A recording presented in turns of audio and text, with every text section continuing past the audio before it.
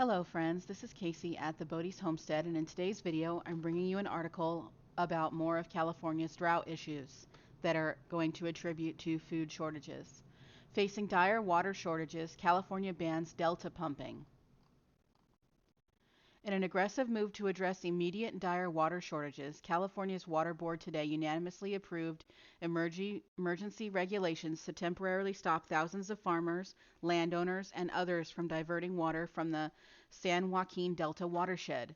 The new regulations, the first to take such widespread action for the massive Delta watershed stretching from Fresno to the border with Oregon, could lead to the formal curtailment orders for about 5,700 water rights holders as soon as August 16th. The decision comes on the heels of curtailment orders issued to nearly 900 water users along the drought-stricken Russian River, with 220 more expected next week. The 5 water board members who were appointed by Governor Gavin Newsom or former Governor Jerry Brown approved the rule despite vehement opposition from representatives for Central Valley growers. Senator Shannon Grove, a Republican from Bakersfield, said the regulation would disrupt the critical production of essential food. Instead, the state should focus on expanding water shortage and upgrading its existing water infrastructure, not punish local water managers. Okay, so that is what we should be doing. I mean, it says right here, this is going to disrupt the critical production of essential food. We know that. We're all aware, we're seeing the food shortages, but remember, what's happening now is going to affect us later. We're not quite seeing all of what's going to be happening. We will be in the next 6 months, year, 2 years. Assembly member Adam Gray, a Democrat from Merced, called the curtailment orders for the senior water rights holders one of the most destructive measures possible. The board's legal authority is by no means certain, Gray wrote to the board. Growers will have to risk significant fines and penalties to just find out whether the board actually has the authority it claims. Either way, they lose. Water users who continue to divert could face penalties of up to $1,000 per day plus $2,500 per acre foot of illegally diverted water, according to Eric Ekdahl, Deputy Director of the board's Division of Water Rights. Okay, so if you follow me on Facebook, you might know that's happening to us here in small town Anderson, California. We are being fined $1,000 per month, not per day, if we go over the allotted water we are allowed. They are allowing us 29 units, which a single person can barely live on. Okay, so imagine what homesteaders are going through around here and small farmers. It's absolutely insane.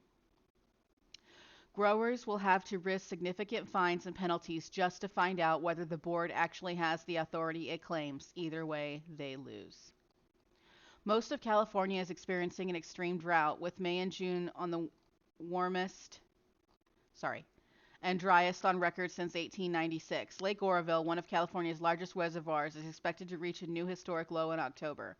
Demand for water from rivers and streams has outstripped supply 16-fold in the San Joaquin River watershed and threefold in the Sacramento River, according to State Water Resources Control Board staff. Dwindling flows risk salty backwash from the Pacific, tainting supplies for drinking, farmers, and fish. Karen Ross, Secretary of the California State Department of Food and Agriculture, told the Water Board that this year there's plenty of pain to go around. Mother Nature and climate change have brought us the situation that we have, and therefore the decisions that you have to make have very real impacts on people. But not making these decisions would have even more horrendous impacts for people, Ross said. However, 6 growers organizations, including the California Farm Bureau and the Almond Alliance of California, said in a comment letter that the board does not have the authority to curtail these rights of users who claims for properties next to waterways for that predate 1914, the year California enacted its water rights law. Treading lightly there is probably a good idea on a prudential basis, Chris Shearing, senior counsel for the California Farm Bureau, said at today's meeting. He also warned that small growers could run afoul of an order or something in a very advertent way. We don't want draconian penalties there. There's face behind all of this, he said, and those faces actually include my family. Irrigation districts also warned that the Water Board acted too quickly and may have violated due process.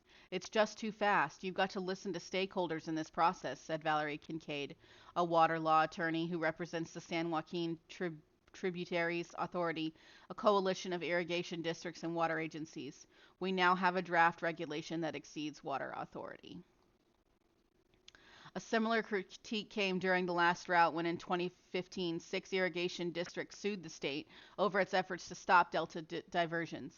A Superior Court judge ruled that the state violated their due process by failing to give them a meaningful opportunity, including some form of public hearing, to challenge the board's finding before they are ordered to curtail their water use. This time, state officials said at a July workshop that they were giving ample notice and opportunity for input. They said the governor's drought emergency declarations ensured they were on very firm legal footing. Some residents, however, urged the water board to act quickly. One Shasta County resident, Diane Bond, wrote that because of heavy diversions, a critical creek in the region is all but dry. She urged the board to consider stopping all diversions regardless of seniority. We have no water for fire suppression, and the fish and wildlife are dying. We have put out water for wildlife near our property. It's heart-wrenching to see our creek dry, Bond wrote. These are desperate times and water is so scarce. Now, this is actually happening in Shasta County. That is where I'm from.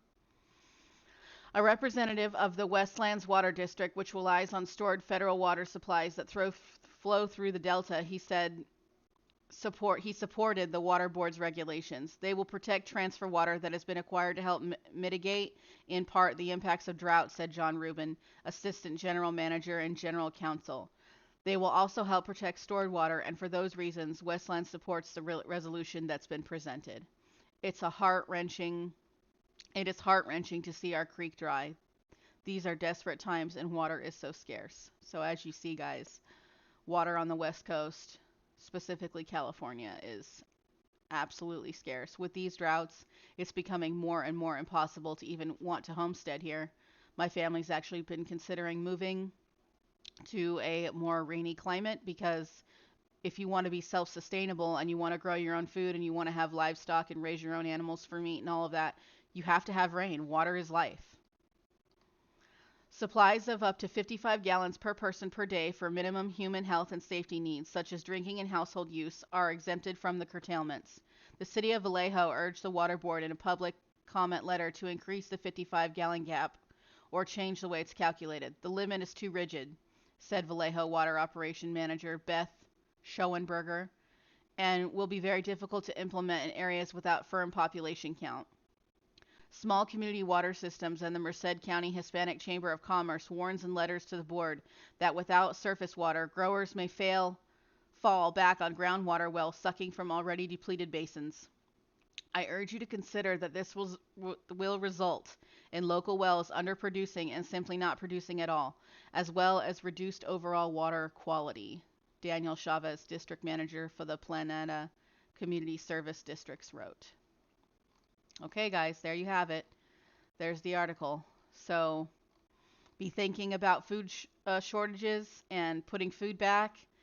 And just know that California produces a huge amount of food for the United States, and we are struggling. Thank you so much for watching. Please like and subscribe, and I'll catch you in the next video. Bye-bye.